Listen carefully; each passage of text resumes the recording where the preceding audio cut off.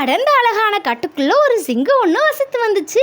அந்த சிங்கம் தான் காட்டுக்கே ராஜாவாக சுதந்திரமாக சுற்றி திரியும். அது தினமும் வேட்டையாடி விட்டு தன்னுடைய குகைக்கு அருகில் உள்ள ஒரு மரத்தின் அடியில் நிழலுக்காக படுத்து உறங்கிவிடும். இப்படித்தான் வழக்கம் போல அது செய்தது. அன்றும் வழக்கம் போல வேட்டையாடி விட்டு குகையின் அருகில் உள்ள மரத்தடியில் படுத்து உறங்கி கொண்டிருந்தது. அப்பொழுது அந்த வழியாக ஒரு குட்டி எலி ஒன்று வந்தது. வந்த எலி அந்த சிங்கம் உறங்கி கொண்டிருப்பதை கூட மதிக்காமல் அந்த சிங்கத்தின் மேலே ஏறி விளையாடி கொண்டிருந்தது. சற்று நேரத்தில் கண்முழித்த அந்த சிங்கம், நம்ம யார் இப்படி தொந்தரவு செய்தது, நம் தூக்கத்தினை கெடுத்தது யார் என்று அங்கும் இங்கும் சுற்றுமுற்று பார்த்தது. அப்பொழுது அந்த குட்டி எலி பவ்யமாக ஒதுங்கி நின்று கொண்டிருந்தது. சிங்கத்தை பார்த்த அந்த எலிக்கு ஒரே பயமாக போயிற்று. ஐயோ, இந்த சிங்கம் நம்மை இன்று கொன்றுவிடுமோ என்று அஞ்சியது. கோபமாக சிங்கம் அந்த எலியை உற்று நோக்கியது.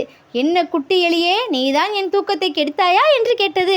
அதற்கு அந்த எலி கூறியது, சிங்கராஜா சிங்கராஜா, என்னை மன்னித்து விடுங்கள். ஏதோ விளையாட்டுத்தனமாக இவ்வாறு செய்துவிட்டேன். இனிமேல் இவ்வாறு நான் எவ்வித தவறும் செய்ய மாட்டேன் என்று கூறியது. அதற்கு அந்த சிங்கம் கூறியது, நான் ஏன் உன்னை மன்னிக்க வேண்டும், என் தூக்கத்தையே கெடுத்து விட்டாயே என்று கோபமாக கத்தியது. சிங்கம் இவ்வாறு இருக்கையில் எலி கூறியது, சிங்கராஜா, என்னை மட்டும் நீங்கள் மன்னித்து விட்டால் நான் உங்களுக்கு ஒரு சிறந்த நண்பனாக இருப்பேன் என்று கூறியது.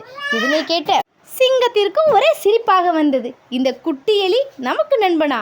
இந்த நண்பனாக ஏற்றுக்கொண்டு நாம் என்ன செய்ய முடியும் என்று மனதிற்குள்ளே நினைத்து சிரித்து கொண்டது. ஆனால் சிங்கம் அந்த குட்டி எலியை மன்னித்து விட்டு விட்டது.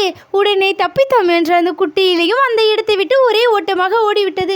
காலங்கள் கடந்து சென்றன. சிறிது நாட்களுக்கு பிறகு அந்த சிங்கம் வழிநடையில் பாதையில் சென்று கொண்டிருக்கும் போது ஒரு வேடன் ஒருவன் விரித்து வைத்திருந்த வலையில் அந்த சிங்கம் மாட்டிக்கொண்டது.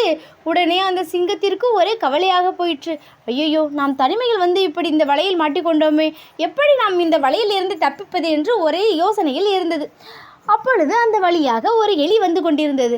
அந்த எலி வேறு யாரும் இல்லை, ஏற்கனவே சிங்கத்தால் உயிர் பிழைத்து போ என்று கூறிய அதே எலிதான். சிங்கத்தை தன்னுடைய நண்பனாக ஏற்றுக்கொண்டதால் அதை பார்த்த அந்த எலி, சிங்கராஜா சிங்கராஜா, தாங்கள் எப்படி இந்த வலையில் வந்து மாட்டிக்கொண்டீர்கள் என்று மிகவும் வருத்தத்துடன் கேட்டது. அதற்கு அந்த சிங்கம் கூறியது, ஏதோ என் நேரம் இவ்வாறு வந்து மாட்டிக்கொண்டேன். என்னை எவ்வாறு காப்பாற்றுவார்கள் என்று தெரியவில்லை. என்னை யார் காப்பாற்றுவார் என மிகவும் வருந்தியது. அப்போது அந்த குட்டி எலி கூறியது, நான் உங்கள் நண்பன் இருக்கையில் நீங்கள் ஏன் கவலைப்பட வேண்டும், நானே உங்களை காப்பாற்றுகிறேன் என்று கூறி தன்னுடைய கூரிய பற்களால் அந்த சிங்கத்தின் வலையை கடித்து அவிழ்த்து அந்த சிங்கத்தை வலையிலிருந்து விடுவித்து விட்டது. வெளியே வந்த அந்த சிங்கம் எலியை பார்த்து, உன் உருவத்தை பார்த்து நான் எள்ளு நகையாடி விட்டேன். இவ்வாறு இனிமேல் நான் செய்ய மாட்டேன். ஒருவரின் உருவத்தை வைத்து நான் எப்பொழுதும் எடை போட மாட்டேன் என்று கூறியது. அன்று முதல் சிங்கமும் எலியும் மிகுந்த நண்பர்களாக அந்த காட்டில் வலம் வந்தனர்.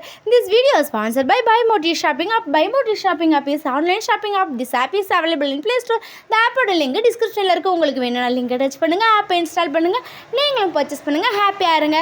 பொருட்கள் எல்லாம் தரமாகவும் இருக்கும். அதே சமயம் மற்ற ஆப்பை கம்பேர் பண்ணால் ஓரளவு விலை கம்மியாகவும் இருக்கும். பாய், தேங்க்யூ.